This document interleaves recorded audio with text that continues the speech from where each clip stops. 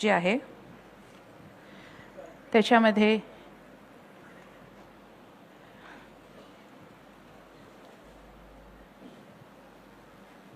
शाल, पुष्पगुच्छ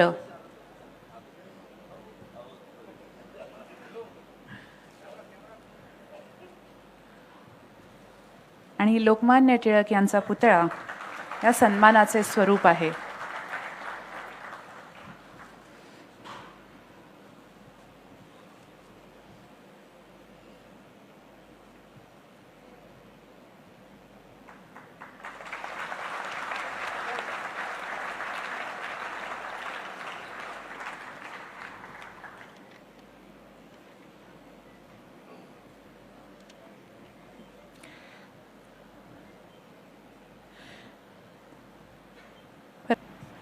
काय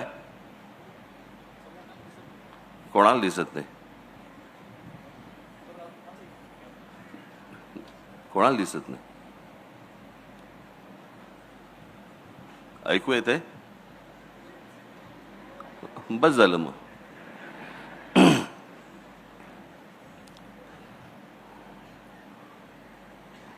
वसंत व्याख्यानमालेचे अध्यक्ष श्री रोहित टिळक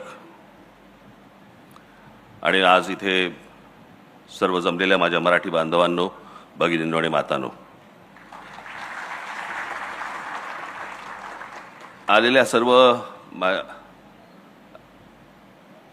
पक्षातले अनेक जण इथे आलेले आहेत.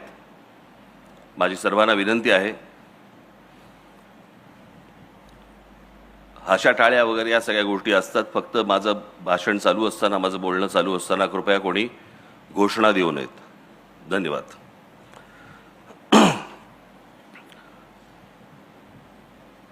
वसंत व्याख्यानमालेमधलं मला आठवतंय त्याप्रमाणे माझं हे दुसरं व्याख्यान.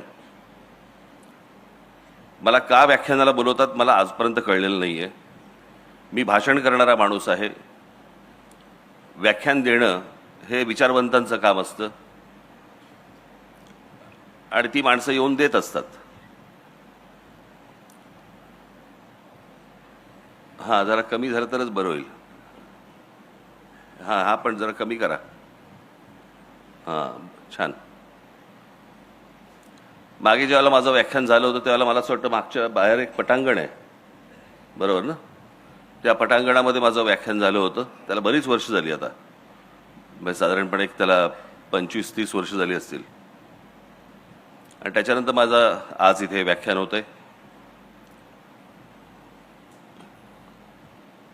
तुमचा विश्वास बसणार नाही याची मला पूर्ण खात्री आहे. परंतु काही अशी महत्वाची मोजकी काही भाषणं असतात माझी, शिवतीर्थावरचं असेल किंवा पुण्यातलं फर्ग्युसन कॉलेजवरचं, आपलं तुमच्या आईकडचं कुठचं कॉलेज ते SP कॉलेजवरचं असेल, किंवा अशी महत्वाची जी काही प्रमुख अशी काही माझी भाषणं असतात, हे तुम्ही माझ्या घरच्यांना, माझी इथे मुलगी इथे आलेली आहे, माझा मुलगा इथेच कुठेतरी असेल, उर्वशी आली आहे, आम्ही कुठेतरी असेल, घरी माझ्या पत्नीलाही विचारू शकता. तुमचा विश्वास बसणार नाही, पण माझ्या हातापायाला घाम फुटलेला असतो. माझे हातपाय थंड पडलेले असतात सकाळपासून. अनेक जण म्हणतात की नाही काहीतरी काय बोलतायत. मी खरंच सांगतोय, ज्या दिवशी माझं भाषण असतं असं काही महत्वाचं, त्यावेळेला अनेकदा मी सकाळपासून ते भाषण होईपर्यंत कोणाशी बोलत पण नाही. कैद्यांना ताटं येतात ना, तसंच एखादं ताट येतं खाली दुपारचं. इतकं नका पकडू, पण तशाच प्रकारचं येतं.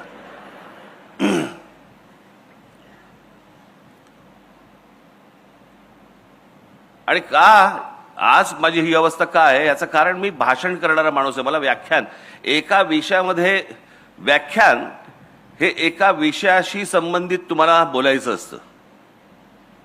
म्हणजे साधारणपणे त्याचं जर समजा ते मी मगाशी म्हटलं कोणाला तरी, म्हटलं ते व्याख्यान ही गोष्ट समजा तुम्ही लिहिलीत तर त्याला निबंध म्हणता येईल. आणि म्हणून त्या एका विषयाशी संबंधित असं हे आज व्याख्यान आहे. अर्थात आजचा जो विषय मला जो दिलेला आहे तो माझ्या अत्यंत जिव्हाळ्याचा विषय आहे. आणि म्हणून मी तो तुमच्याशी बोलणार आहे. मी एकदा बाबासाहेब पुरंदरेंना असंच एकदा मी भेटून बोलत असताना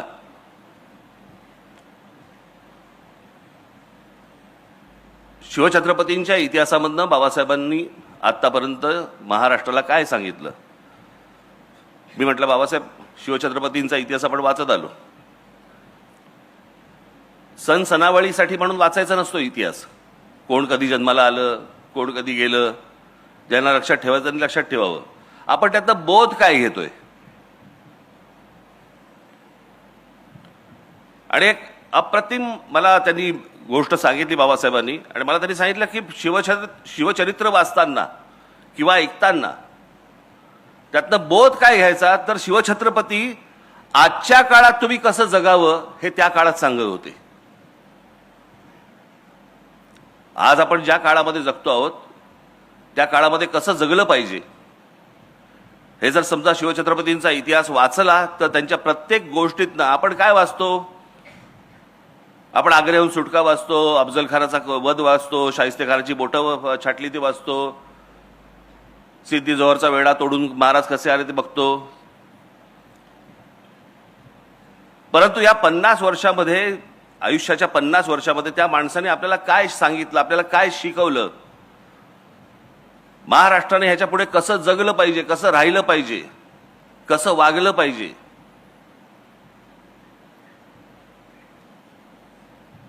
आणि तीच अनेक असंख्य गोष्टींची परंपरा आज ही फक्त महाराष्ट्राला लाभलेली आहे. मी त्या दिवशीचं माझं एक गुढीपाडव्याच्या सभेमधलं माझं भाषण होतं, त्याच्यामध्ये मी झरझर काही लोकांची नावं घेतली. सगळ्यांबद्दलच काही मला बोलता नाही आलं. परंतु तुम्ही महाराष्ट्र हा हे एकमेव राज्य आहे ज्याला आता 47 साली ज्यावेळेला स्वातंत्र्य मिळालं आपल्याला, ती स्वातंत्र्य मिळाल्यानंतर त्या सगळ्या प्रदेशांची राज्य झाली. म्हणून आता त्याला राज्य म्हणावं लागतंय. पण ते एकमेव राज्य असं आहे महाराष्ट्र की ज्याच्यातलं तुम्ही कोणतेही क्षेत्र काढा, त्या क्षेत्रामध्ये तुम्हाला माणसं मिळतील आणि अद्भुत पराक्रम गाजवलेली माणसं मिळतील. हे तुम्हाला भारताच्या देशाच्या कुठच्याही राज्यामध्ये अशी तुम्हाला माणसं सापडणार नाहीत.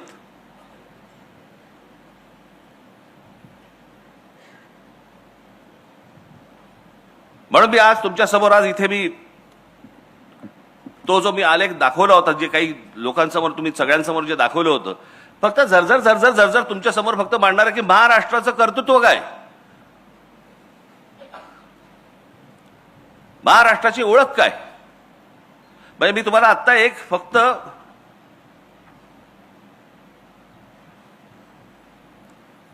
गोष्ट तुम्हाला मी वाचून दाखवतो.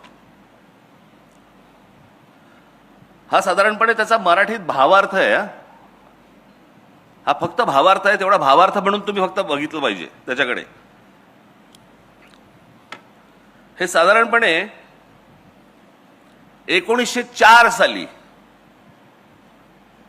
1904 साली रवींद्रनाथ टागोरांनी लिहिलेली शिवाजी महाराजांवरची कविता आहे.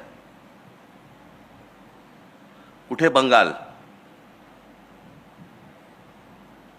शिवछत्रपतींचा आदर्श किंवा शिवछत्रपतींबद्दलचा प्रेम, हेवा हा कुठपर्यंत, कानाकोपऱ्यापर्यंत पसरला होता. म्हणजे त्याचा अगदी सगळ्यात महत्वाचं उदाहरण म्हणून सांगायचं झालं तर शिवछत्रपतींच्या वेळेला एक व्यक्ती तशी ही पूर्वेच्या बाजूला पण होती, आसाममध्ये. त्या व्यक्तीचा आदर्श हे आमचे शिवछत्रपती होते. त्या व्यक्तीचं नाव होतं लच्छितबड फुकंद. हा तिकडचा मोठा एक सेनापती होता आसाम मधला.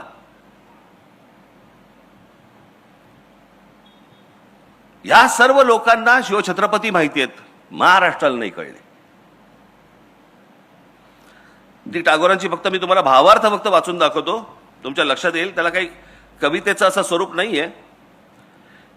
हे शिवाजी महाराज, आज आम्ही तुम्हाला केवळ इतिहासातील राजा म्हणून आठवत नाही, तर एका जागृत शक्तीप्रमाणे पुन्हा आमंत्रित करतो. तुम्ही तलवारीने जिंकलेली भूमी नाही, तर आत्मसन्मान जागवलेल्या जनसमुदाय हीच तुमची खरी परंपरा. तुम्ही लोकांना फक्त राज्य दिलं नाही, तर स्वराज्य म्हणजे काय हे शिकवलं. भीतीच्या सावलीतून बाहेर पडून स्वतःच्या अस्तित्वासाठी उभं राहणं हे काय असतं हे शिकवलं. आजही आम्ही तसंच गुलाम आहोत, भीतीचे, आळशीपणाचे आणि परावलंबित्वाचे. तुम्ही शत्रूंशी लढतात, आम्हाला स्वतःशी लढायला शिकायचं आहे. हे शिवाजी, तुमचा उत्सव फक्त ढोल ताशांमध्ये नको, तो आपल्या विचारात, कृतीत, स्वभावात दिसायला हवा. तुमचं नाव घेणं सोपं आहे, पण तुमच्यासारखं जगणं कठीण आहे. तुम्ही साधेपणात महानता दाखवलीत, धर्मात सहिष्णुता आणि सत्तेत संयम. आज आम्ही सत्तेला स्वार्थ समजतो आणि धर्माला भेदभाव आणि राष्ट्राला केवळ घोषणा. शिवाजी महाराज, तुमचा खरा उत्सव तेव्हाच होईल जेव्हा प्रत्येक माणूस स्वतःच्या मनातलं राज्य जिंकेल. उठा, जागे व्हा. तुमची तलवार आता लोखंडाची नाही, तर विचारांची असावी. तुमचा किल्ला आता डोंगरावर नाही, तर लोकांच्या विश्वासात असावा. हे शिवाजी, आम्हाला पुन्हा शिकवा, स्वराज्य म्हणजे केवळ सत्ता नाही, तर जबाबदारी आहे. हे रवींद्रनाथ टागोरांनी तेव्हा 1904 साली लिहून ठेवलेली गोष्ट आहे, जी आम्हाला अजून समजत नाहीये. आपल्याकडची संत परंपरा महाराष्ट्राची कुठेही तुम्हाला सापडणार नाही. कोणत्याही राज्यात तुम्हाला अशा प्रकारचे संत सापडणार नाही ज्यांनी या संपूर्ण या भागाची, या राज्याची, ज्याला आता राज्य म्हणतो आपण, परंतु या संपूर्ण भागाची संपूर्ण वैचारिक मशागत केली. सर्वांना जातीपातीपासून दूर लोटलं, त्यातले भेदभाव सगळे काढून टाकले. आज नुसती आपण फक्त माणसं बघूया, नुसती माणसं फक्त बघूया. लावा.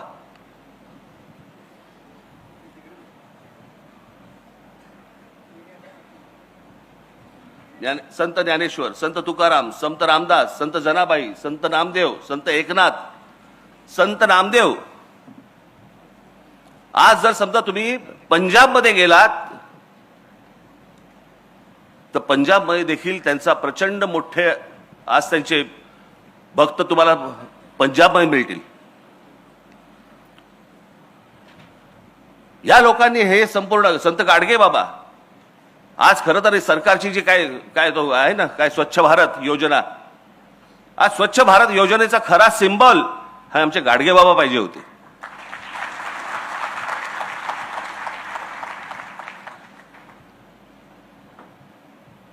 कधीतरी एकदा तुम्ही आपल्या पुस्तकांमध्ये डोकावा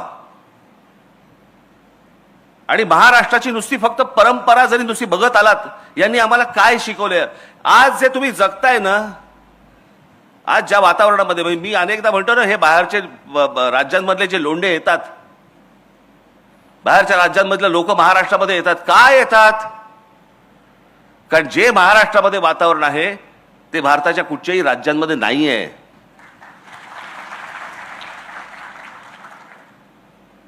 आज या महाराष्ट्रामधले, आज मुंबईसारख्या ठिकाणी, पुण्यासारख्या ठिकाणी, नागपूरसारख्या ठिकाणी आज मुली, महिला आज बसने जात असतात, कितीही वाजता रस्त्याने फिरत असतात. आज ह्या महाराष्ट्रामधला माणूस कधी त्यांना आज वेड्या वाकड्या नजरेने बघणार नाही, कधी त्यांना हात लावणार नाही, कधी छेडछाड करणार नाही.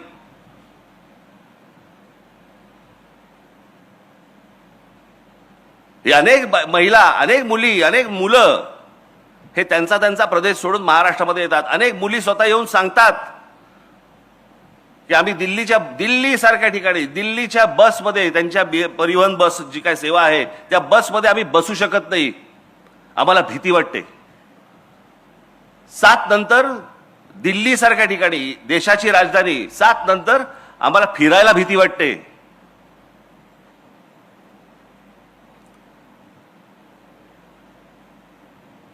देशाच्या राजधानीमध्ये जर समजा महिला असुरक्षित असतील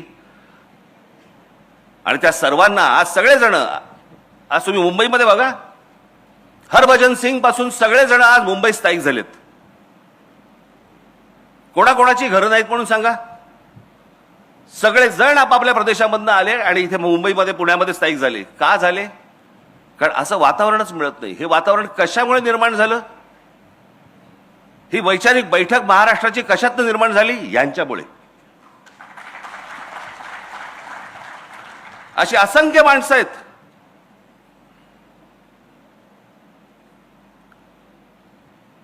म्हणजे आज पुण्यामध्ये मला अजूनही आठवते, लहान असताना मी जेव्हा पुण्यामध्ये येत असे, आजही आहे, काही आज वेगळं नाहीये, परंतु आज अनेक त्यावेळेला पण देखील अनेक महिला, अनेक मुली आज सायकल चालवायच्या, स्कूटर चालवायच्या. हे वातावरण कुठे नव्हतं हो. हा मोकळेपणा आला कुठून? हा मोकळेपणा महाराष्ट्राचा स्थायीभाव होता. महाराष्ट्रामध्ये आज महिला मोकळेपणाने फिरू शकतात, वागू शकतात, बाहेर जाऊ शकतात. या सगळ्या लोकांची जो घडवला ना महाराष्ट्र, याच्यातनं आज आपण हे सगळं बघतो आहोत.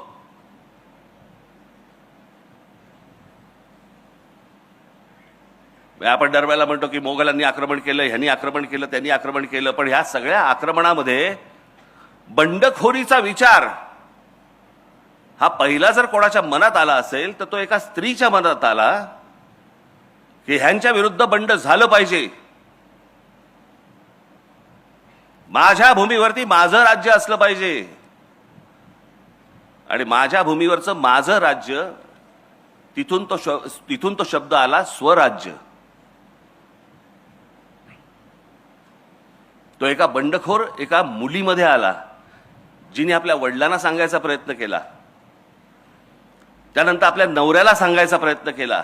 त्यांनी तो प्रयत्न केला देखील. ते आमच्या जिजाऊ साहेब. शहाजीराजांनी बंड केलं, फसलं, आणि मग ती संपूर्ण गोष्ट आपल्या मुलाकडनं करून घेतली. त्यालाही नशीब लागतं, त्याचा मुलगा जन्माला यायला लागतो.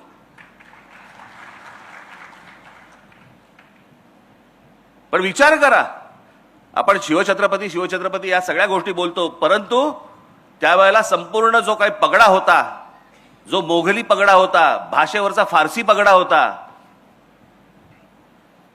आमच्या शिवछत्रपतींनी सांगितलं मराठी शब्दकोश काढा. फारसी जो आपल्यावरचा परिणाम आहे तो सगळा घालवा. संस्कृत ही महाराजांची अत्यंत आवडती भाषा होती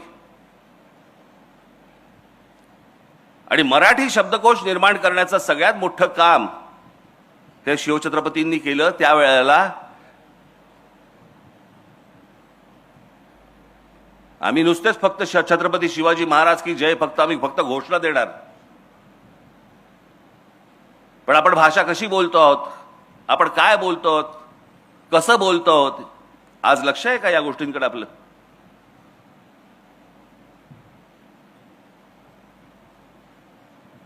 नुसती या महापुरुषांचे त्यांचे फक्त जयंती आणि पुण्यतिथ्यांना फक्त आपली आठवण येणार, त्यांची पुतळ्यांना हार घालून आम्ही मोकळे होणार.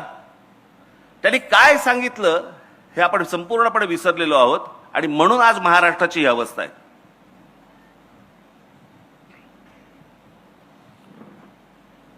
तुम्ही कोणतंही क्षेत्र काढा, कोणतंही क्षेत्र काढा,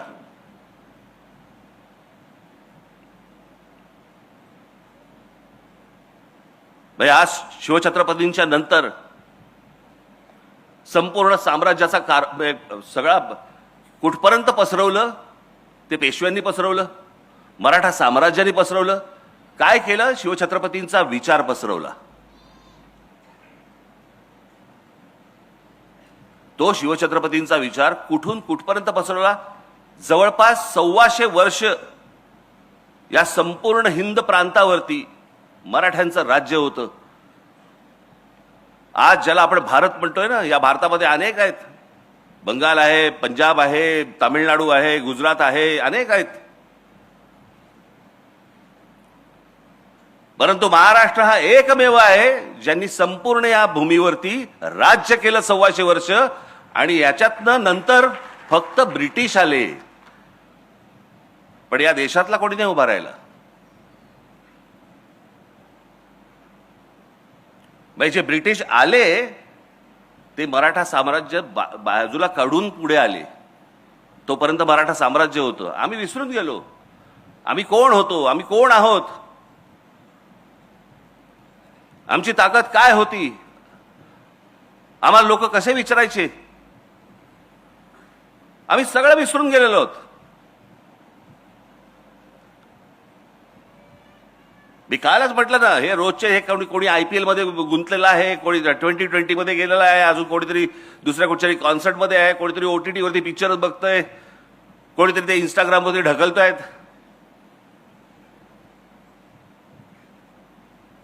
मूळ गोष्टींकडे आमचं दुर्लक्ष झालं की कोण आहोत आम्ही,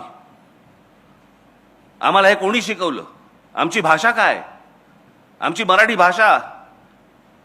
भाई साधी गोष्ट लक्षात घ्या हो, की आज अभिजात भाषेचा दर्जा मिळाला मराठी भाषेला का? कारण ती प्राचीन भाषा आहे म्हणून.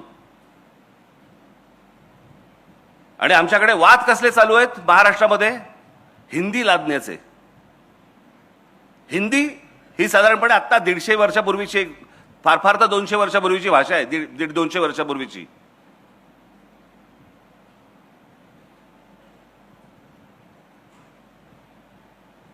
त्याच्यात आम्ही गुंतलेलो आहोत. म्हणजे उद्या हिंदी भाषेला जर समजा अभिजात भाषेचा दर्जा मिळायचा असेल ना, अजून 1000 वर्ष आहेत.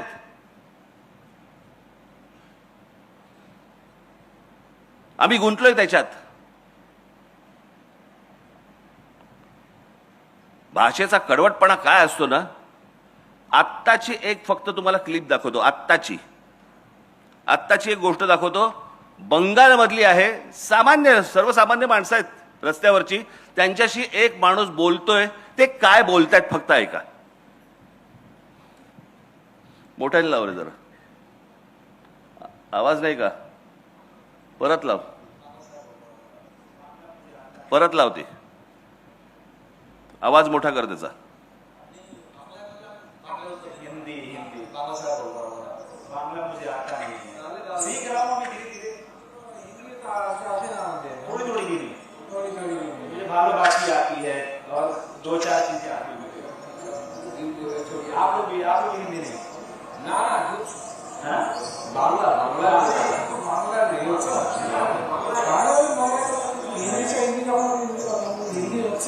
आती है हिंदी, लेकिन अभी हिंदी भाषा है जोड़ने के लिए, एक दूसरे को जोड़ने के लिए भाषा है. बंगाल से ज्यादा बाहर रहिएगा, लेकिन इससे अच्छे बात कीजिएगा. हिंदी बाहर हिंदी बोलेंगे ना, बाहर इंग्लिश हिंदी भाषा आपने नहीं.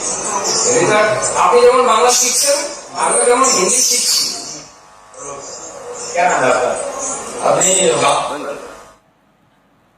पाहिले किती कडवट आहेत.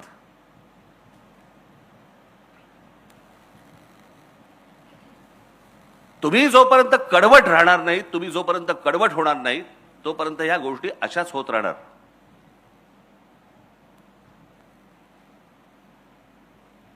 या सगळ्या मंडळींनी येऊन जे तुम्हाला सांगितलं आजपर्यंत, जे आम्हाला शिकवलं, सांगितलं.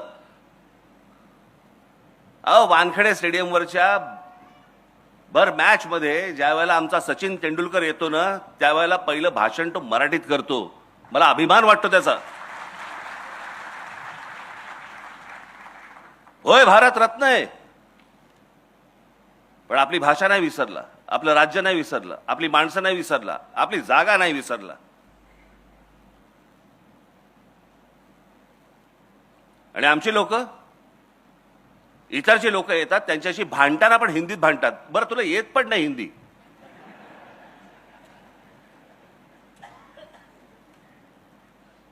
मग त्याशी कोणतरी असं बोलताना कायकू हा शब्द कुठून आला मला कळलं नाही.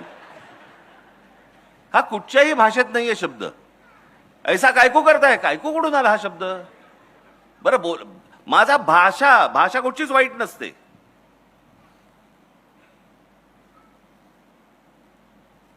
आपण मार खातोय ह्याच गोष्टीने की आम्हाला कोणी काय सांगितलं, आम्हाला कोणी काय शिकवलं. मी मगाशी म्हटलं ना की आपल्याला ह्या गोष्टींचा अभिमान पाहिजे. माझे एक मित्र आहेत, ते एकदा मध्यंतरी काहीतरी त्यांच्या ऑफिसचा सगळे स्टाफ होते, त्यांचे लोक होते,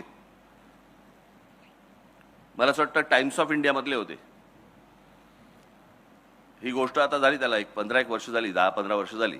त्यांना घेऊन ते कुठेतरी पिकनिकला म्हणून गेले, या कर्जत बिरजत या सगळ्या भागामध्ये कुठेतरी गेले. पावसाळ्याचे दिवस होते. त्यांनी मला सांगितलं, म्हणे मला जरा पोचायला उशीर झाला. मी बघितलं तर आमच्या म्हणे वर्तमानपत्रामध्ये काम करणारे एक 10-12 बंगाली लोक होते, मुलं मुली अशा सगळे बसले होते. आणि ती मुलं मुली रवींद्रनाथ टागोरांच्या कविता आणि गाणी म्हणत होते. त्याला रवींद्र संगीत म्हणतात. बंगाल सोडून महाराष्ट्रामध्ये आहेत, महाराष्ट्राच्या एका वर्तमानपत्रामध्ये काम करतायत आणि इथे आल्यावर देखील त्यांचं रवींद्र संगीत ते विसरलेलं नाहीत. आणि आमच्याकडे लेखक कोण आणि कवी कोण हा जातीतनं पाहिला जातो.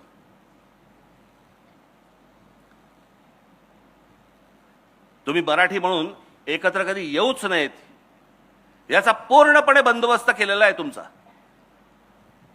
पूर्णपणे बंदोबस्त केलेला आहे.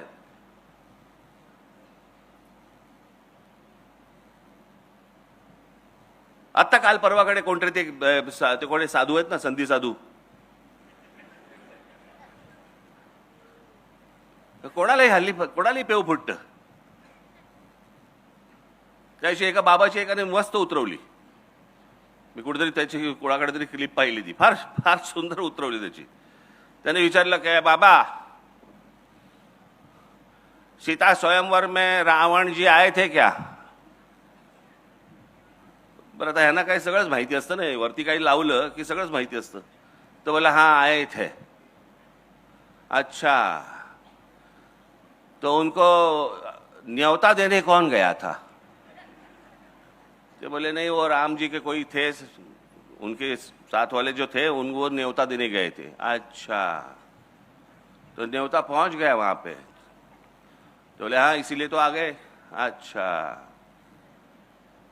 तो राम जी उसी रास्ते से क्यों नहीं गए? वो सेतु क्यों बांधा? बोलती बंद त्याची समोरच्याची. याचं कारण अभ्यास नाही, माहिती काहीच नाही. बस बसायचं. साधी भोळी माणसं तर आहेतच या देशात.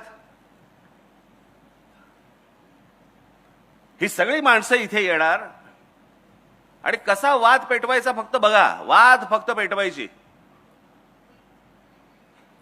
काय, मी तुम्हाला एक गोष्ट तुम्हाला सांगतो की कोणतीही सद्य परिस्थिती ही तुम्हाला राजकारण सोडून बोलता येत नाही. आज हा कोणावरती तरी बाबा राजकारणाच्या वरती बोलणार आहे वगैरे अशातला असेल, ते येतच त्याच्यामध्ये. परंतु हे सगळं वाटोळं जे झालेलं आहे, या सगळ्या वाटोळ्याला कारणीभूत फक्त महाराष्ट्रातले राजकारणी आहेत, दुसरं कोणी नाही. नाही तर हिंमतच नाही होणार हो. आज जो महाराष्ट्रामधला जो प्रश्न, आज तो काय, तो रिक्षा भिक्षांचा काय, मराठी बोललं पाहिजे वगैरेचा जो विषय आलाय, हिंमत कशी होते मला जरा सांगा.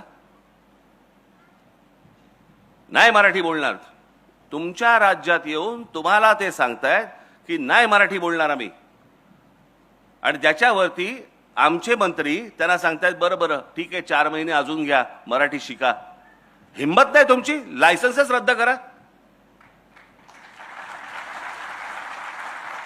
हेच बाकीच्या राज्यात काय होईल? हेच तामिळनाडूमध्ये जर समजा ते बोलले, नाही बोलत जा तामिळ, काय होईल मला जरा सांगा तिकडे. पंजाबमध्ये गेले आणि बोलले नाही येत पंजाबी, आम्हाला नाही बोलायचं पंजाबी, काय होईल तिकडे. गुजरातमध्ये गेले आणि बोलले नाही गुजराती बोलायचं आम्हाला, काय होईल त्या राज्यांमध्ये तिकडे.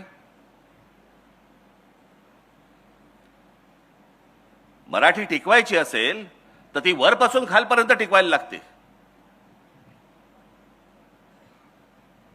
आणि आमच्या लोकांनी जे सांगितलं, आमची लोक जे सांगत आले, बोलत आले, तो महाराष्ट्राचा ठसा तो त्यांनी उमटवला ना. म्हणजे एक साधं उदाहरण तुम्हाला सांगतो. सी.डी. देशमुख चिंतामणराव देशमुख हा देश स्वतंत्र झाल्यानंतरचे आपल्या देशाचे पहिले फायनान्स मिनिस्टर. आधी कोण होते? रिझर्व्ह बँकेचे गव्हर्नर. भारत स्वतंत्र झाल्यानंतर ज्या नोटा छापल्या गेल्या त्या नोटेवरचं पहिली स्वाक्षरी जी आहे नोटेवरची ती चिंतामणराव देशमुखांची आहे, एका मराठी माणसाची आहे.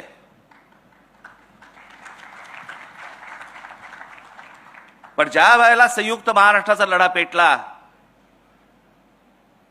आणि मुंबई महाराष्ट्रात राहणार का गुजरातमध्ये जाणार हे ज्यावेळेला त्याचा लढा ज्यावेळेला सुरू झाला, संयुक्त महाराष्ट्र समितीचा लढा ज्यावेळेला सुरू झाला,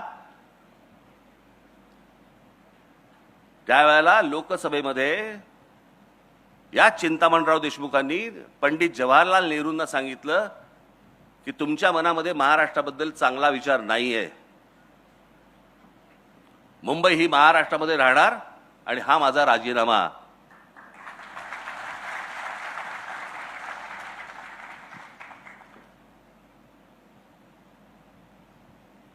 तो माणूस IAS होता. त्यांना जेवढे मार्क मिळाले तेवढे आजपर्यंत IASच्या परीक्षेमध्ये, स्पर्धा परीक्षेमध्ये आजपर्यंत एवढे मार्क कोणालाही मिळाले नव्हते. ते CD देशमुख, ते महाराष्ट्राच्या स्वाभिमानासाठी पंडित जवाहरलाल नेहरूंसमोर राजीनामा फेकतात. हा महाराष्ट्र. आणि आम्ही काय करतोय? आमचं लक्षच नाही महाराष्ट्राकडे. आमच्या देशामधला एकमेव खेळाडू, महाराष्ट्राचा एकमेव खेळाडू सचिन तेंडुलकर, ज्याला भारतरत्न मिळालं, एकमेव खेळाडू आहे.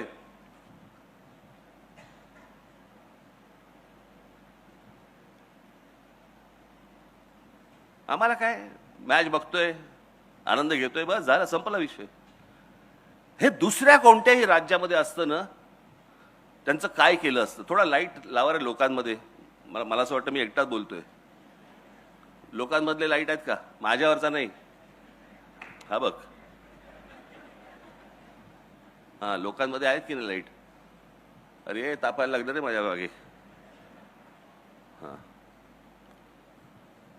आज मी जर चुकत नसीन तर आज दादासाहेब फाळकेंची जयंती. माहितीच नाही आम्हाला कोणाला. आज आम्ही OTT वरती बघतोय, चित्रपट बघतोय, आम्ही मजा घेतोय, चित्रपटांची मजा घेतोय. अरे पण ज्या भारतामध्ये पहिल्यांदा चित्रपट सृष्टी आणली, चित्रपट ज्या माणसाने पहिला बनवला तो आमचा मराठी माणूस दादासाहेब फाळके. आम्हाला विसरच पडलेला आहे ह्या लोकांचा.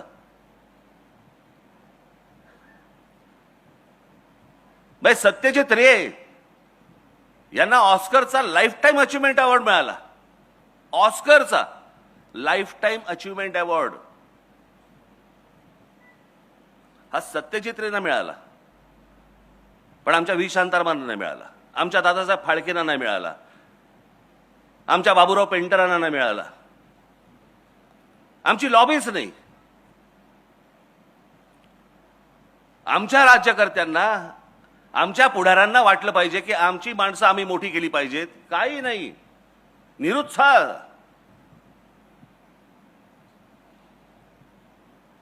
आमच्या लोकांना मोठं बोलण्यातच आम्हाला पाप वाटायला लागलं.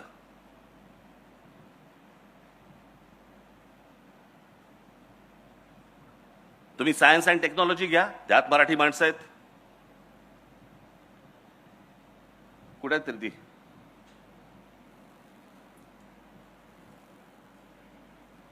गोवारीकर आहेत, माशेलकर आहेत, अनेक लोक आहेत. माशेलकर या माणसाने आज आम्हाला कळत नाही, आम्ही जातो खंडोबाला, जातो खंडोबाच्या इकडे जातो, आम्ही तुमचा काय त्याला काय हळद असते ना तिकडे, भंडारा, आम्ही उधळतो तिकडे भंडारा. भंडारा म्हणजे काय? हळदच ना. या हळदीवरती अमेरिकेने पेटंट सांगितलं होतं की हे नाही आमचं आहे म्हणून. अमेरिकेने जागतिक स्तरावरती आमचे माशेलकर भांडले आणि ते पेटंट भारताला मिळवून आणलं की हळद आमची आहे. आम्ही रोज सकाळी देवाला लावताना हळद लावतो, कुंकू लावतो, पण आमच्या त्या हळदीचं पेटंट हे ज्या माणसाने आणलं आमच्याकडे आम्हाला माहित नाहीये, आम्हाला महत्वच नाही आमच्या माणसांचं. काही देणं घेणं नाहीये. मी त्या दिवशी सांगितलं ना तुम्हाला, महाराष्ट्रामध्ये संगीतकार, मराठी संगीतकार तर असंख्य होऊन गेले, पण देश पातळीवरचं, जागतिक पातळीवरचा लक्ष्मीकांत कुडाळकर, लक्ष्मीकांत प्यारलाल मधले लक्ष्मीकांत हे कुडाळकर होते, आमच्या कुडाळमधले. आमचा मराठी माणूस होता. 6300 गाणी दिली आजपर्यंत. 6300 गाणी कशाला म्हणतात हो? काय आहे आमच्याकडे? लक्ष्मीकांत कुडाळकरांच्या नावाने आमच्याकडे काही आहे? छत्रपती शिवाजी महाराज ही महाराष्ट्राची ओळख. डॉक्टर बाबासाहेब आंबेडकर ही महाराष्ट्राची ओळख. ज्योतिराव फुले आमचे ही महाराष्ट्राची ओळख. हे मोठेच होते, ही मोठीच माणसं होती. लोकमान्य टिळक ही मोठीच माणसं होती. पण आज छत्रपती शिवाजी महाराजांच्या नावाने केवढ्या गोष्टी आहेत. पूल आहेत, पुतळे तर भरपूरच आहेत. बाबासाहेबांच्या नावाने किती आहेत? अनेक रस्ते आहेत, अनेक गोष्टी आहेत. ज्योतिरावांच्या नावाने किती आहेत? पुतळे आहेत, अनेक रस्ते आहेत, अनेक चौक आहेत. लोकमान्य टिळकांच्या नावाने किती आहेत? अनेक गोष्टी आहेत, रस्ते आहेत, चौक आहेत, स्मारक आहेत, पुतळे आहेत. इतर जी मोठी माणसं होऊन गेली महाराष्ट्रामध्ये त्यांच्या नावाने आपण कधी काय करणार आहोत? ही स्मारक, हे चौक, हे पुतळे, अहो जगाला ओरडून बोंबलून सांगितलं पाहिजे आमच्याकडे कोण जन्माला आले. आणि ते फक्त महाराष्ट्रामध्ये आले, इतर भारताच्या कुठच्याही प्रांतात नाही आले.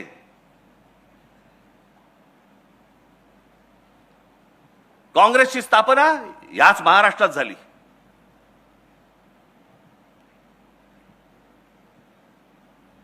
RSSचे सरसंघचालक झाले आजपर्यंत. किती झाले? माझ्या ते 5 झाले ना, बरोबर ना? 5 का 6 झाले? 6 झाले. या 6 पैकी 4 मराठी माणसं आहेत.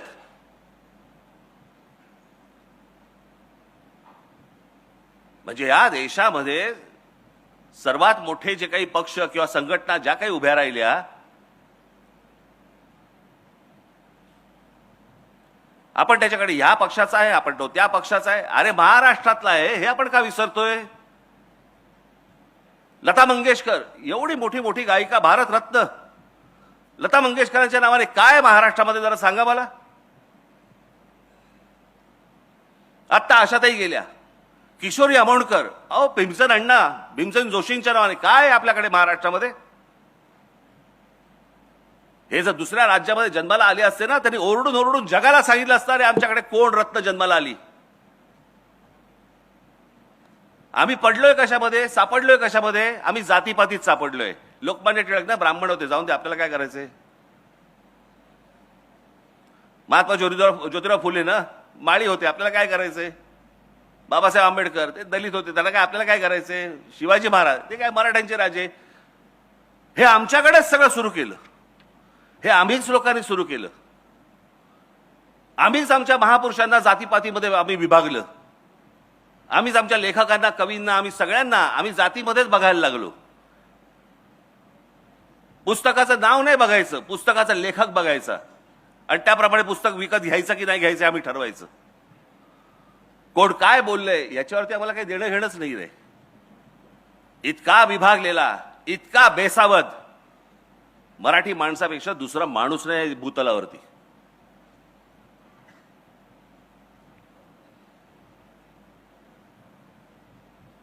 माझ्या मनातला जो महाराष्ट्र आपण ज्याला म्हणतो, अहो महाराष्ट्र दरवेळेला बोलताना आम्ही आमचा महाराष्ट्र स्वाभिमानी आहे म्हणजे काय.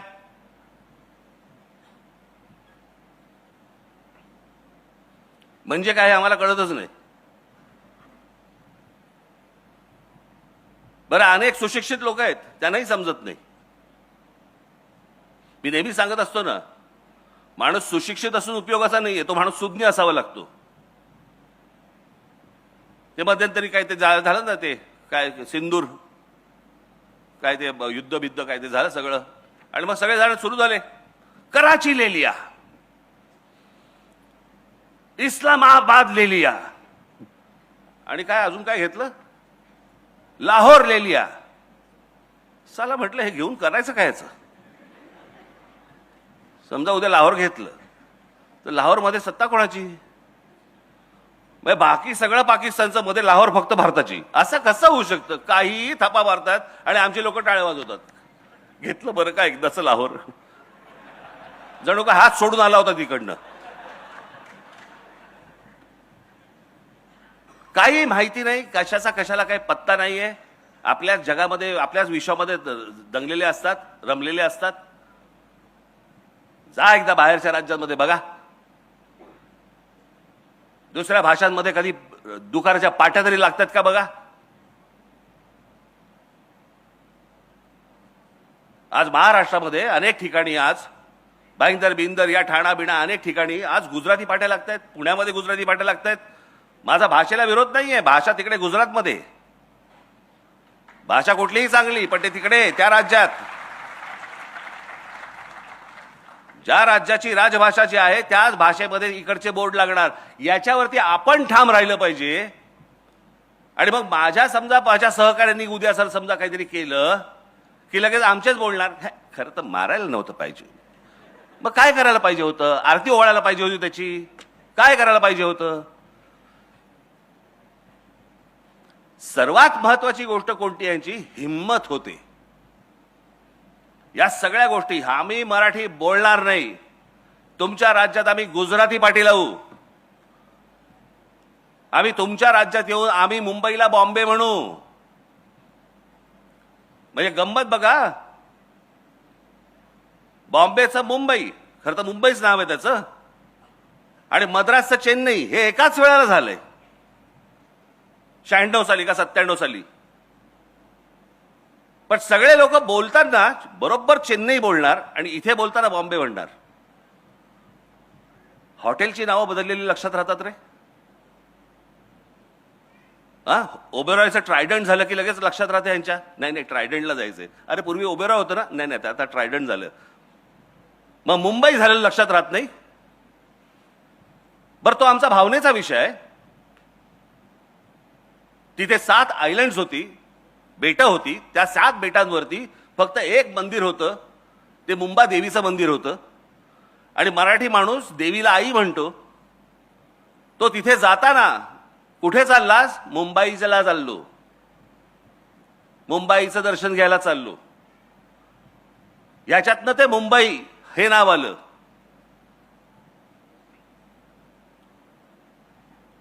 पण आम्हीच नाही, आम्हालाच काही वाटत नाही या गोष्टींचं.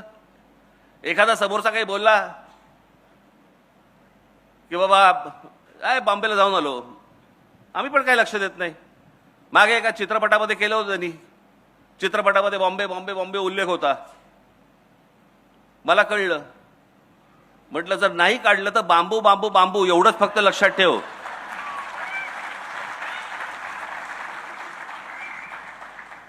मग आले वटणीवरती. आम्हाला हे करायला का लागतंय? मी हे सतत जे बोलतोय, मी जे सतत तुम्हाला सांगतोय, हे का सांगतोय? हे सांगतोय एवढ्यासाठी सांगतोय बाबांनो, मी खरंच सांगतोय तुम्हाला, ही इतकी भीषण वेळ आहे आत्ताची. सगळ्या बाजूनी इमारती उभ्या राहत आहेत. तुम्हाला कंट्रोल तुमच्या हातातच कंट्रोल नाहीये. सगळ्या उद्योगपतींनी, बिल्डरांनी, सगळ्यांनी ताबा घेतलेला आहे. तुम्ही कोण आहात, काय आहात, कसे राहणार आहात, कसे जगणार आहात, कुठून फिरणार आहात, काय, ह्याच्याशी त्याला काही कर्तव्य नाहीये. आणि आमच्याकडे राज्याच्या राज्य संपूर्ण सरेंडर झालेलं आहे. हे काय हेच राज्यकर्ते म्हणत नाही, ह्याच्या अगोदरची राज्यकर्ते सगळे बिल्डरांना आणि उद्योगपतींना सरेंडर होतात. आणि आज काय गोष्टी चालू आहेत हे तुमच्या डोळ्यात देखत घडतंय. तुमच्या डोळ्यात देखत सगळं बदलतंय. तुमच्या डोळ्यात देखत भाषा बदलतीये. तुमच्या डोळ्यात देखत, म्हणजे आज महाराष्ट्र राज्याचा एक मंत्री मंगल प्रभात लोढासारखा माणूस आज तुमच्या नाकावर टिचून सांगतो, ज्या वेळेला आता गॅस सिलेंडर मिळत नव्हते त्यावेळेला सांगतो जैन लोकांसाठी म्हणून गॅस दिले जातील, गॅस पुरवठा केला जाईल, गॅस सिलेंडर दिले जातील जैन लोकांसाठी.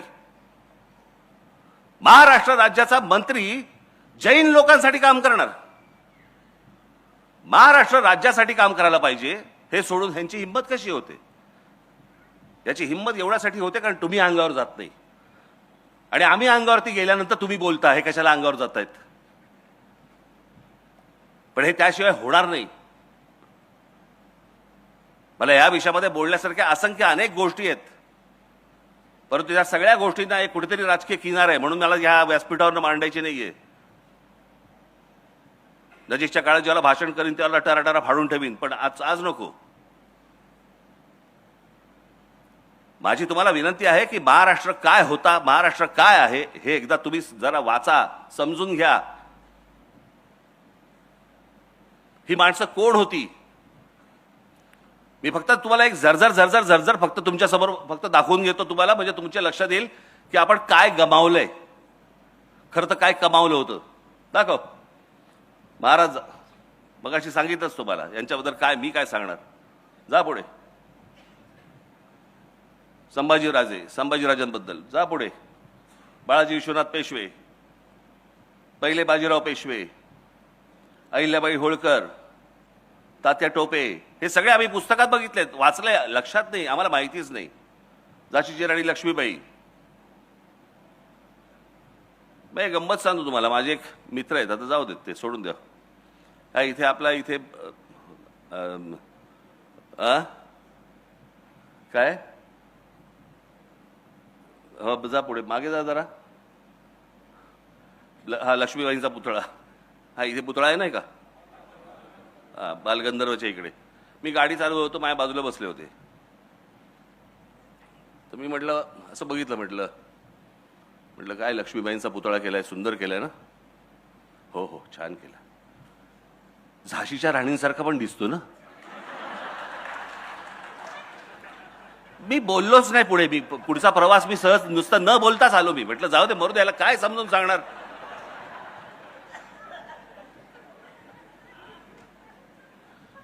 हे आमचं ज्ञान चाकवा.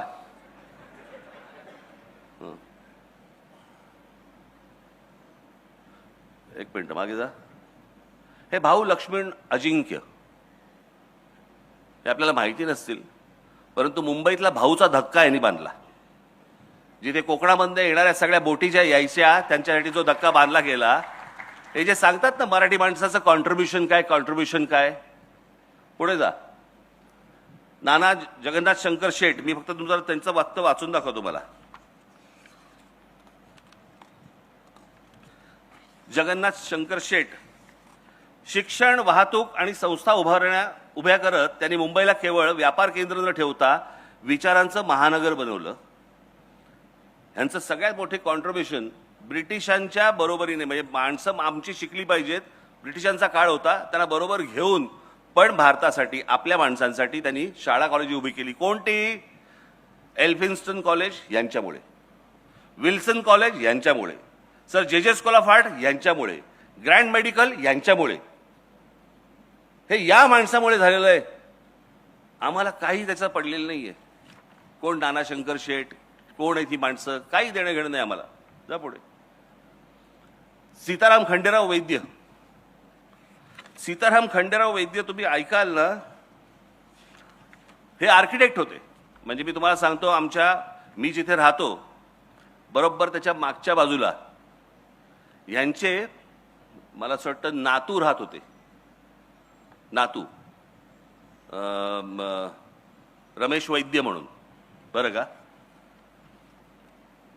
यांनी काय केलं? हे आर्किटेक्ट असताना ह्यांनी काय केलंय, काय बांधलंय? तर सगळ्यात महत्वाची गोष्ट म्हणजे मुंबईचं ताजमहाल हॉटेलचे आर्किटेक्ट. पश्चिम रेल्वेचं जे मुख्यालय आहे मुंबईचं, ते यांनी बांधलं. त्याच्यानंतर मुंबई महानगरपालिकेमध्ये यांचा हात होता. त्याच्यानंतर छत्रपती शिवाजी टर्मिनस याचे पण ते आर्किटेक्ट होते. आपल्याला वाटतं मराठी माणसांनी काय केले, सगळे इंग्रजांनी केले. आर्किटेक्ट हे होते. आम्हाला काही नाही देणं घेणं. पुढे जा. समाजकारण. ज्योतिरावांचं काय बोलायचं. सावित्री देवी. गोपाळ हरी देशमुख लोकहितवादी, गोविंद महादेव रानडे, लोकमान्य टिळक, आगरकर, महर्षी धोंडो केशव कर्वे. मी त्याशी माझ्या सभेमध्ये सांगितलं, आपल्या महाराष्ट्रामधले जवळपास 8 का 9 भारतरत्न आहेत. या 9 भारतरत्नांपैकी आत्ता 9वं मिळालं मला असं वाटतं त्या ह्यांना देशमुखांना. तोपर्यंत 8 होते. 8 कोण कोण होते? बावा काणे, धोंडो केशव कर्वे, विनोबा भावे, बाबासाहेब आंबेडकर, लता मंगेशकर, भीमसेन अण्णा जोशी, त्याच्यानंतर JRD टाटा, सचिन तेंडुलकर आणि आता आपले देशमुख, नानाजी देशमुख. 9 जणांना भारतरत्न मिळालेली. या 9 जणांमधले 4 जण हे एकट्या दापोलीमधले आहेत. कोकणातल्या रत्नागिरी जिल्ह्यातल्या दापोलीमधले 4 जण आहेत. टाळ्या नका वाजू, कारण दापोलीलाही माहीत नाही.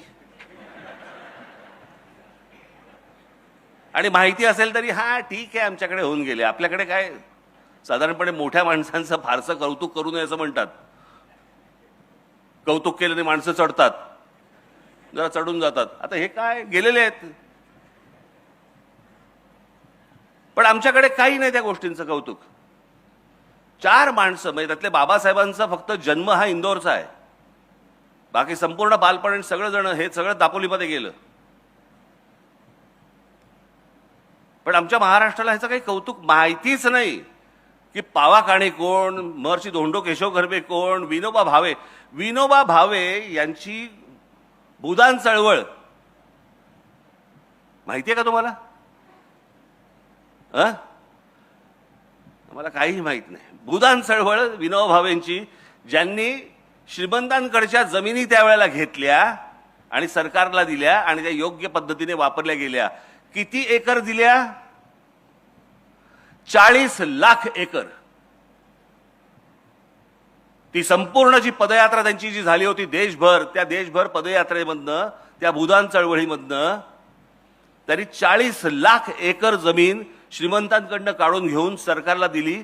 आणि आज जे या देशामध्ये अनेक जे उद्योग उभे राहिलेत किंवा जे सरकारी जागा ज्या आपल्याला दिसतात ना, त्याचं सगळ्यात मोठं श्रेय हे विनोबा भावेंचं आहे. काय भावेंना वाटत असेल आज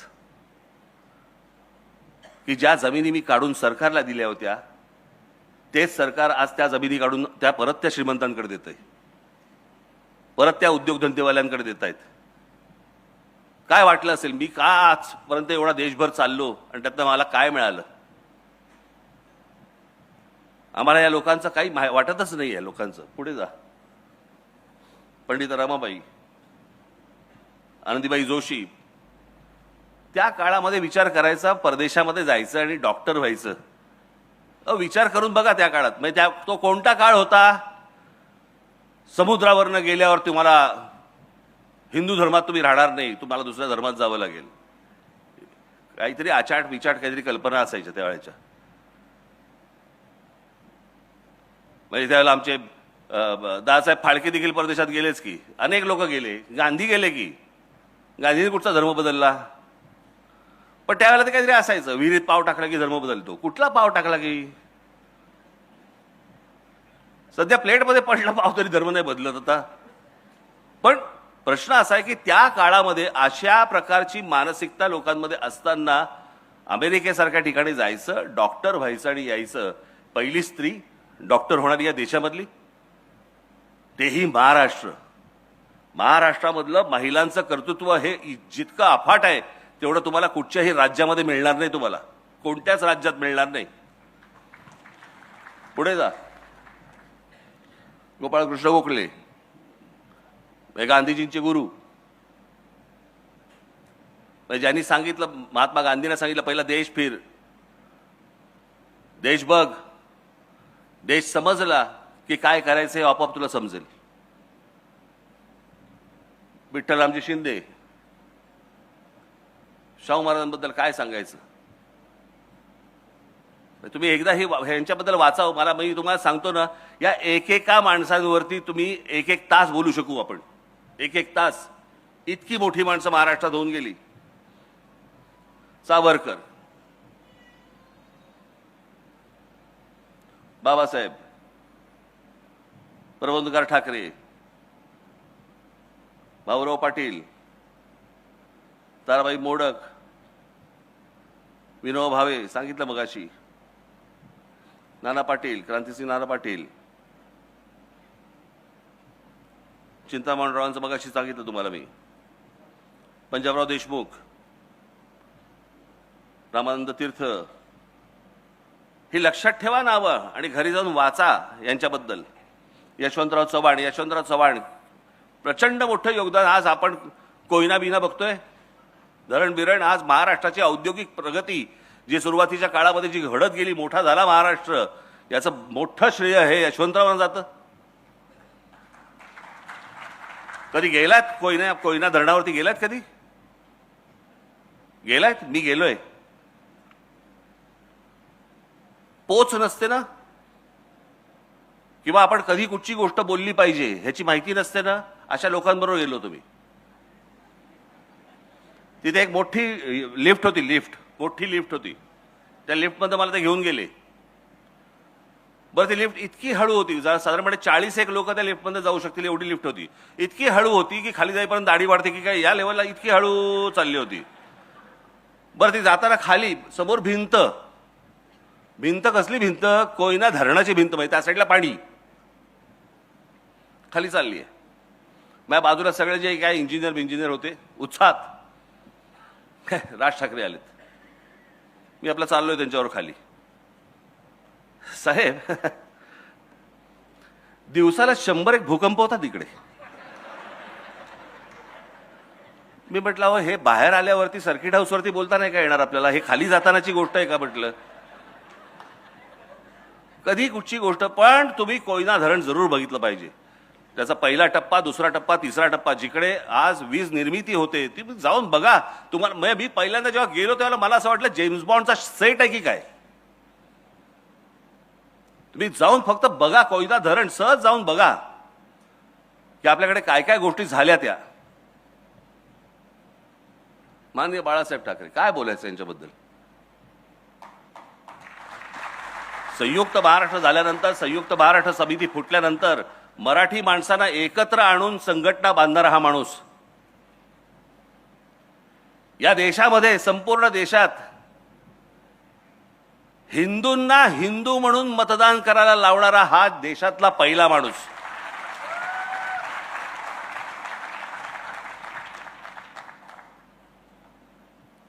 व्यंगचित्रकार म्हणून तर मोठे होतेच. विन्स्टन चर्चिल यांची कार्टूनची बायोग्राफी ही काढली गेली जागतिक लेवलवरती. ज्याच्यामध्ये बाळासाहेब आर के लक्ष्मण यांचे जे गुरु ज्याला म्हणतात ते ज्यांना गुरु मानलं ते सर डेव्हिड लो यांच्या व्यंगचित्रांपासून अनेक व्यंगचित्रकार त्यावेळेचे जगातले यांची व्यंगचित्र त्या पुस्तकामध्ये होती. त्या पुस्तकात भारतातर्फे फक्त माननीय बाळासाहेब ठाकरे यांची 3 व्यंगचित्र निवडली गेली. त्या पुस्तकामध्ये आर के लक्ष्मणांचं एकही व्यंगचित्र नाहीये. अर्थात यांनी काय त्यांचं श्रेष्ठत्व कमी नाही होत, परंतु ते पुस्तक इतकं महत्वाचं आहे. इतकी मोठी माणसं सगळे आपल्याकडे होऊन गेली. बाळासाहेबांचं असाई शिंबून नावाचं एक जपानचं एक दैनिक होतं तिकडचं टाइम्स ऑफ इंडिया. त्या असाई शिंबूनमध्ये बाळासाहेबांची व्यंगचित्र छापून यायची. आम्हाला फक्त इथले बाळासाहेब माहिती आहेत, शिवसेना पक्षाचे प्रमुख म्हणून आम्हाला माहिती आहेत. पण बाळासाहेब ठाकरे कोण होते, काय होते, कुठपर्यंत गेले होते, कोणाकोणाला माहिती होते, काही आम्हाला कल्पना नाही त्या गोष्टींची. पुढे शरद पवार, वैचारिक मतभेद असतील, राजकीय मतभेद असतील, अनेक गोष्टी असतील, पण त्या माणसाचं महत्व, श्रेष्ठत्व तुम्ही नाकारून होणारच नाही. अनेक गोष्टींबद्दल माझे मतभेद आहेत, पण सगळ्यात मोठी जर समजा गोष्ट या माणसाची जर आपण पकडली तर या महाराष्ट्रामध्ये फलोत्पादनामधली सगळ्यात मोठी क्रांती ही या माणसामुळे झाली. आज आम्ही आता सहज बघतो पूर्वी काय असायचं आमच्याकडे, कोणतरी मामा बिमा यायचा, प्लास्टिकच्या छोट्याशा पिशवीमध्ये मोसंबी घेऊन यायचा, मग कळायचं कोणतरी आजारी आहे. ते आजारी असल्याचंच फळ असायचं ते एक. म्हणजे कोणी मोसंबी घेतली, कोणी आजारी आहे का घरी, असंच विचारायची वेळ होती. होती कुठची फळं. परंतु रस्त्यावरती ज्या वेळेला तुम्हाला गाडीच्या बाजूनी स्ट्रॉबेरी दिसायला लागली, तुम्हाला या महाराष्ट्रामध्ये देशामध्ये विविध प्रकारची फळं ही बाहेरच्या जगातनं येत होती आणि या जगातनं येऊन महाराष्ट्रामध्ये या देशामध्ये बनत होती. ही सगळ्यात मोठी जी गोष्ट, ही सगळ्यात मोठी जी फलोत्पादनाची क्रांती ही झाली, ही या माणसामुळे. अनेक गोष्टी यांच्याबद्दल बोलता येतील, परंतु मला असं वाटतं की काही गोष्टी, ज्या गोष्टी आपल्याला पटत नाहीत त्या बाजूला ठेवाव्यात, पण माणसाचं मोठेपण यातनं कमी करू नये, कधीच कमी करू नये. आपल्याला एखादी गोष्ट आवडत नसेल, आपल्या घरात नाही का होतं, नवरा बायकोमध्ये भांडणं होतात, बायकोला नवऱ्यामधल्या काही गोष्टी आवडत नाहीत म्हणून काय रात्री फेकून देतात काय. नवऱ्याला बायकोमधल्या गोष्टी आवडत नाहीत, काही गोष्टी आवडत नाहीत, होतात. काही गोष्टी नाही आवडत, काही गोष्टी आवडतात. मला असं वाटतं तशी प्रत्येक व्यक्ती आपण बघितली पाहिजे, पण ती व्यक्ती जातीतून पाहता कामा नये, बिलकुल पाहता कामा नये. पुढे भांडारकर इन्स्टिट्यूटचे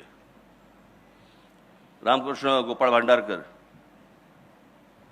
पांडुरंग वामन काणे, हे कृपा करून, मी माझ्याकडे ते आहे, याच्यात खूप वेळ जाईल म्हणून मी वाचत नाहीये. इरावती कर्वे, दुर्गाबाई भागवत, कमाल समाजसेवक, नवा विचार, बाबा आमटे, नानाजी देशमुख, विस पागे. आज आपण जी ह्याची योजना बघतो, रोजगार हमी योजना, म्हणजे रोजगार हमी योजना ही महाराष्ट्रामध्ये आणून देशभर पसरली गेली, कारण योजनाच महत्वाची होती. ती रोजगार हमी योजना आणण्याचं सगळ्यात मोठं काम हे विस पागेंचं आहे. अमित दलवाई, हे मगाशी सांगितले मी, पुढे घे, हे सगळे सांगितले मी. श्रीपाद अमृत डांगे, कम्युनिस्ट पक्षाची स्थापना जिकडे झाली त्यातल्या सगळ्यात महत्वाची व्यक्ती ज्या कम्युनिस्ट पक्षातली, ही श्रीपाद अमृत डांगे. मी यांना भाषण करताना स्वतः बघितलेलं आहे, ऐकलेलं आहे. शिवसेनेच्या पहिल्या अधिवेशनाला प्रमुख पाहुणे हे श्रीपाद अमृत डांगे होते. त्यांना मी त्यावेळेला कितवीत होतो, मी त्यावेळेला साधारणपणे 9वीत वगैरे असेल, 9वी 10वीत वगैरे असेल, 8वी 9वीत असेल. त्यावेळेला असा स्टेजच्या बाजूला उभं राहून मी डांगेंना भाषण करताना ऐकलंय. अप्रतिम वक्ता. ही जी संपूर्ण ज्याला आपण म्हणतो ना कामगार चळवळ ही निर्माण करणारी ही सगळी मोठी माणसं. शेतकरी कामगार पक्ष, त्याची स्थापना 1946 सालची स्थापना आहे शेतकरी कामगार पक्षाची. त्याच्या 1 वर्ष नंतर स्वातंत्र्य मिळालंय. एक मोठ्या संघटना, मोठा पक्ष. शंकरराव मोरे, कांशीराम यांची बसपाच ना, बसपा ही इथे खडकीला स्थापन झाली आहे, पुण्यात, उत्तर प्रदेशमध्ये नाही. पुढचं राजकारण उत्तर प्रदेशचं केलं, परंतु स्थापना त्यांनी बसपाची ही तिकडे केली आहे, बामसेफची. मायावती बामसेफची. सहकार चळवळ, धनंजयराव गाडगीळ, विखे पाटील, हे सगळे सहकारातले. मला एक सांगावं कोणतं क्षेत्र उरतं. पुढे पुढे जा. तात्यासाहेब कोरे, इतिहासकार, विका राजवाडे, सरदेसाई, शेजवलकर, बेंद्रे, बाबासाहेब पुरंदरे, रणजित देसाई, गजाननराव बेंदळे, बिचारे आत्ताच गेले, विज्ञान, गोवारीकर, नारळीकर, माशेलकर, भाटकर, पत्रकारिता, बाळशास्त्री जांभेकर, वेलकर. हे वेलकर, एक मिनिट थांबा, हे महत्वाचे आहेत. हे वेलकर इंग्रजांच्या त्यावेळेला, त्या काळामध्ये या मराठी माणसाने एका इंग्रज माणसाबरोबर मिळून एक इंग्रजी दैनिक स्थापन केलं. त्या दैनिकाचं नाव होतं बॉम्बे हेराल्ड. ती जी कंपनी स्थापन झाली ती कंपनी नंतर ब्रिटिशांनी नंतर तिकडे विकत घेतली. त्यांनी काय ते बेनेट कोलमन यांनी विकत घेतली. तो आजचा टाइम्स ऑफ इंडिया. पण ती निर्मिती केली एका मराठी माणसाने. आम्हाला माहितीच नाही. जाऊ देत. कृष्णाजी बरोबर खाडीलकर हे केसरीमध्ये लिहायचे. नंतर स्वतःचं वर्तमानपत्र उभं केलं नवाकाळ. आचार्य यात्रा यांच्याबद्दल काय बोलायचं. पांडुरंग सदाशिव खानखोजेंबद्दल मी तुम्हाला वाचून दाखवतो मुद्दामून.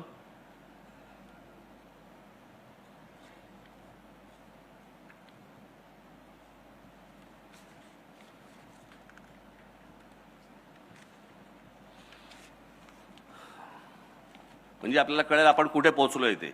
एक उत्तुंग कृषी शास्त्रज्ञ, मेक्सिकोमध्ये वनस्पती शास्त्राचे व पीक निर्मिती शास्त्राचे प्राध्यापक म्हणून काम केले. मेक्सिकन सरकारने खानखोजे यांना कृषी संचालक म्हणून नेमले आणि मेक्सिकोच्या हरित क्रांतीचे त्यांना जनक मानले जातात. आणि त्यांचा तिकडे मेक्सिकोमध्ये फोटो आहे. हे महाराष्ट्राचे आमचे, आम्हाला माहित नाही. पुढे मी मुद्दाहून त्यांच्यासाठी लिहून आणलं. माधवराव गाडगीळ, माधवराव चितळे, पाण्यावरचं प्रचंड मोठं काम. चित्रपट दासाहेब फाळके आम्ही विसरलो. बाबूराव पेंटर आम्हाला माहित नाहीत. व्ही शांताराम कोण होते माहित नाही. मीनाक्षी शिरोडकर माहिती आहेत का कोण? माहिती आहे तुम्हाला कोण आहेत त्या? मीनाक्षी शिरोडकर. त्यांची पुतळी कोण पाहिजे? कोण नात कोण? शिल्पा शिरोडकरची आजी. आता कळलं? मी मगाशी म्हटलं ना तुम्हाला की महाराष्ट्रामधल्या स्त्रिया या क्रांतिकारक स्त्रिया आहेत. या क्रांतिकारक स्त्रियांमध्ये यांचं नाव खूप महत्वाचं आहे. या तर होत्याच, म्हणजे मोठ्या हिरोईन तर होत्याच. परंतु मी जर चुकत नसीन तर मला असं वाटतं त्यावेळेला आचार्य यात्रेंच्या ब्रह्मचारी या नावाच्या चित्रपटामध्ये ह्या पहिल्या भारतीय स्त्री आहेत ज्यांनी स्विमसूट घातला होता. स्विमसूट, स्विमिंग करण्याचा जो ड्रेस असतो ना तो घालणारी कॅमेरा समोरची पहिली स्त्री. हे फक्त महाराष्ट्रात घडू शकतं. आणि महाराष्ट्रामध्ये शिव शिव शिव शिव असं करणारे नव्हते लोक. आपल्याकडे आता सगळं सुरू झालंय. तिकडे नको बघू, तिकडे नको बघू, मी बघतो. तू नको बघू. अरे तू नको बघू, तू का बघतो मग?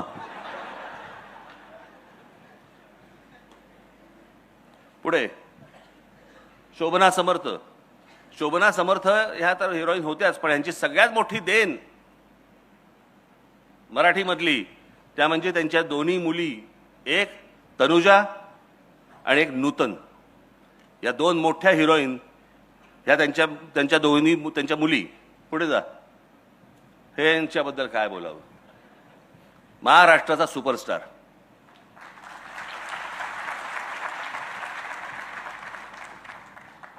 पण आमच्याकडेच नाकं बुरडणारी जास्ती. आता वाटेल ते बघतील त्या इंस्टाग्रामवरती, पण दादा कोंडके म्हटल्यानंतर नाही नाही फार अश्लील बोलायचे. अश्लील सध्या जे काय OTT प्लॅटफॉर्मवरती जे सुरू आहे सगळ्या चित्रपटांमध्ये आणि मालिकांमध्ये ते काय आहे?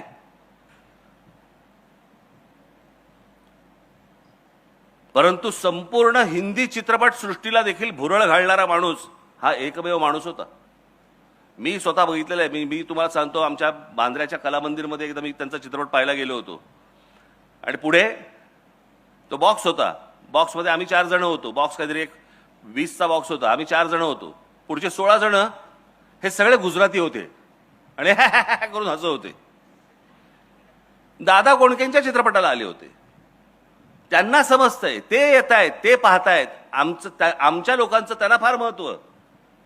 आम्ही विसरून गेलो. पुढे दादा कोंडकेंच्या नावाने काय आहे महाराष्ट्रामध्ये? एक तरी वास्तू आहे, एक तरी रस्ता आहे, एक तरी चौक आहे. काही नाही आमच्याकडे. निळू भाऊंच्या नावाने काय आहे? एक कुठेतरी एका रेस्टॉरंटमध्ये मी बघितलं, एक आमच्या जवळचे आहेत त्यांच्याकडे विचारांकडे ते निळूभाऊ एका झोपाळ्यावरती बसले, त्यांच्या रेस्टॉरंटमध्ये त्यांनी ठेवले, ते पुसतात त्यांना.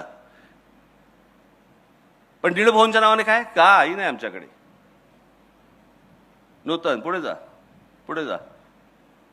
आशुतोष गोवारीकर, पहिला मराठी माणूस ज्याचा चित्रपट ऑस्कर नॉमिनेशन त्याला मिळालं. ऑस्कर नॉमिनेशन, एक दिग्दर्शक, मराठी दिग्दर्शक.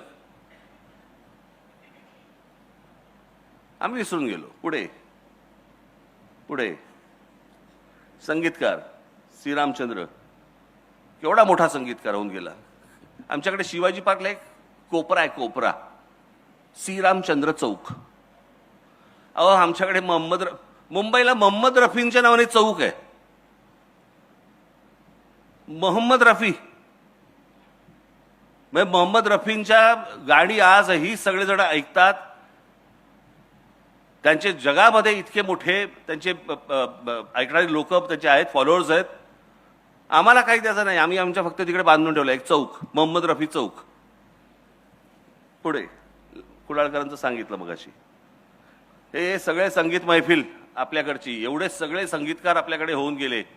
आज काय आमच्याकडे, आज काही नाही. एक आपले अजय अतुल आहेत, बाकीचे थोडे थोडे एखाद्या चित्रपटामध्ये वगैरे इकडे तिकडे येतात, पण ते जातात.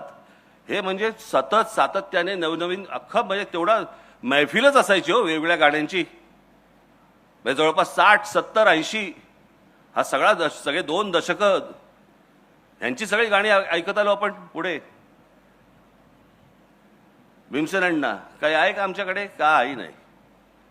कुमार गंधर्व, काही आहे का आमच्याकडे महाराष्ट्रामध्ये, यांचं काही आहे का स्मृती, नाही, काही नाही. दीदींच्या नावाने काय आहे का, काही नाही.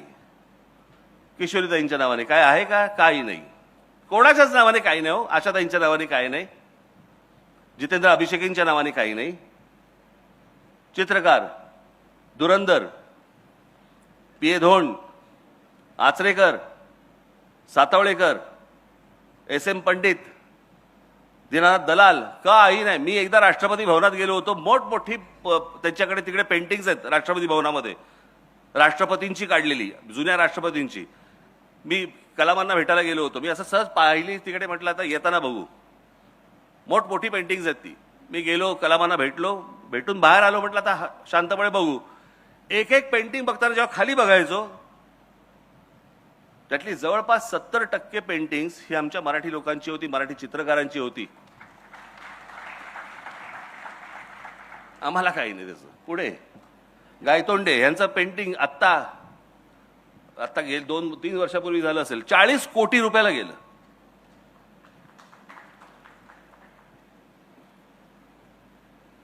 बाबूराव सडवेलकर, रवी परांजपे, इथे आमच्याकडे पुण्यामध्येच प्रचंड मोठा माणूस, प्रचंड मोठा चित्रकार. सदाशिवराव साठे, आम्हाला माहितीच नाही साठे कोण. गेटवे ऑफ इंडियावरती अनेक पुतळे आहेत असे, पण गेटवे ऑफ इंडियावरती जो महाराजांचा जो पुतळा आहे, अश्वारूढ पुतळा, तो साठेंनी उभा केलाय. हे त्याचे शिल्पकार. पुढे जा.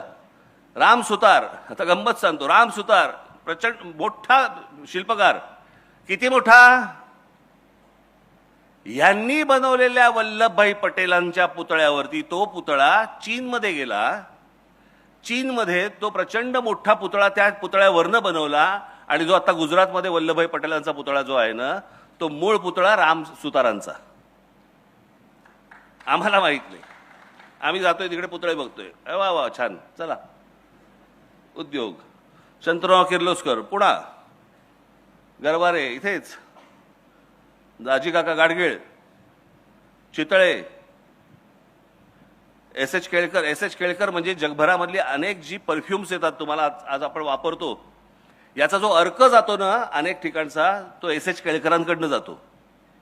मोठमोठ्या परफ्युम्सचा, मोठमोठ्या ते काय ज्या असतात त्या सुगंधी गोष्टी. वजेपण बीजी शिर्के, आमच्या इथलेच. हे सिपोरेक्स, ज्या इमारती ज्या उभ्या राहत आहेत त्याच्या ज्या विटा आहेत सिपोरेक्सच्या, हे आमचे शिर्के. हे केशव पेंढारकर म्हणजे कोण आमचे, आम्ही तो फक्त आमचा रामदेव बाबा बघतो, अप्पर डिप्पर मारलेला.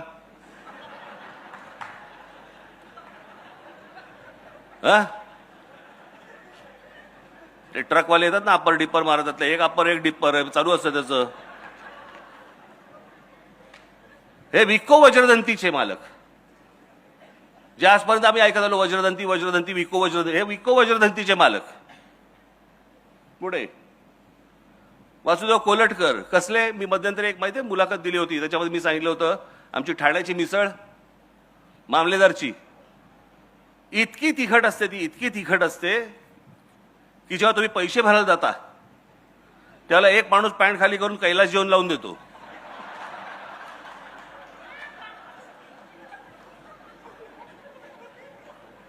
ते कैलास जेवण बनवणारे हे कोलटकर. पुढे जयंत साळगावकर, कॅलेंडर हे घराघरामध्ये वेगवेगळ्या भाषांमध्ये आणणं हे जयंतरावांनी केलं. केसरी पाटील,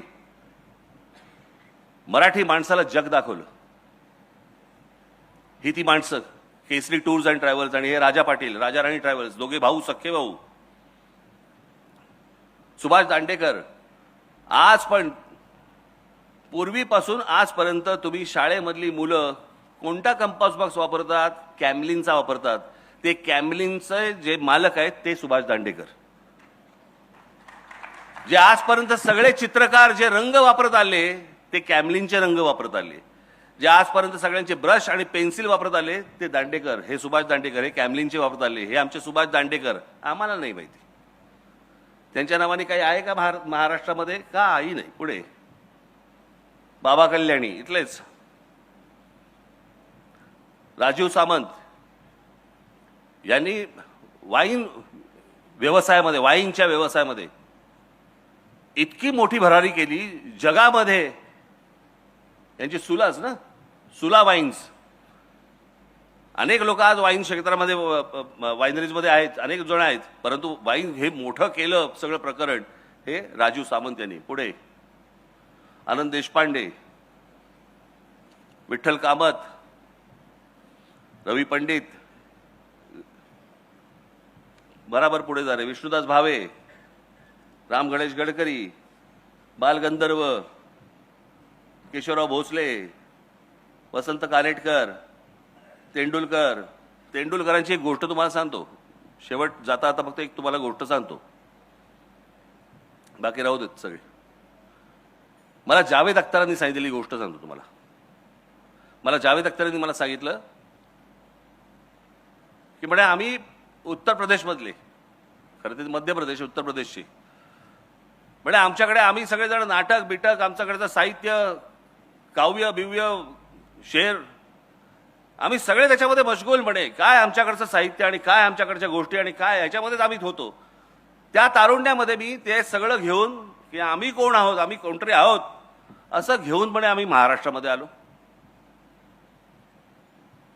महाराष्ट्रात आल्यानंतर काही दिवसांनी म्हणे माझ्या इथे ओळखी झाल्या, काही मित्र मला भेटले, काही त्यातले मित्र माझे मराठी होते म्हणे. आणि त्या मित्रांना मी भेटलो आणि भेटल्यावर त्यांनी मला सांगितलं चला एका नाटकाला घेऊन जातो तुला, मराठी नाटकाला. तुला कोणतं नाटक? ते म्हणे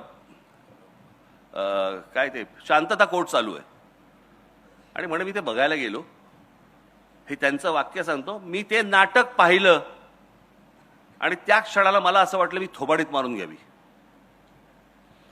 की आम्ही ज्या भ्रमात होतो की आमच्याकडचं उत्तरेकडचं आमचं नाटक आणि काव्य आणि सगळ्या गोष्टी इतक्या प्रचंड ताकदीच्या आहेत, हे नाटक पाहिल्यावरती आमच्या लक्षात आलं की आम्ही कुठे आहोत आणि हे महाराष्ट्र कुठे आहे, मराठी लोक कुठे आहेत.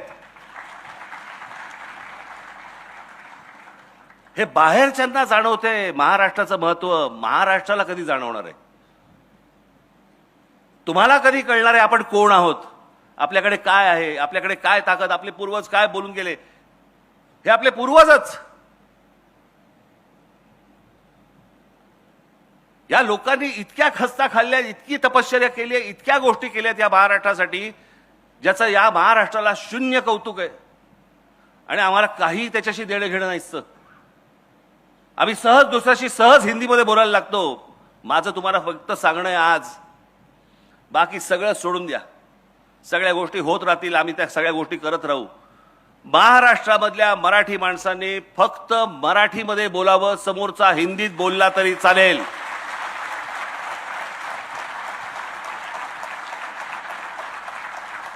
तुम्हाला भांडायचंय मराठीत भांडा, समोरचा हिंदीत भांडू देत, तुम्ही मराठीत भांडा. जे तुम्हाला व्यक्त करायचंय ते मराठीमध्ये व्यक्त करा. समोरचे झक मारत मराठीमध्ये बोलायला लागतील.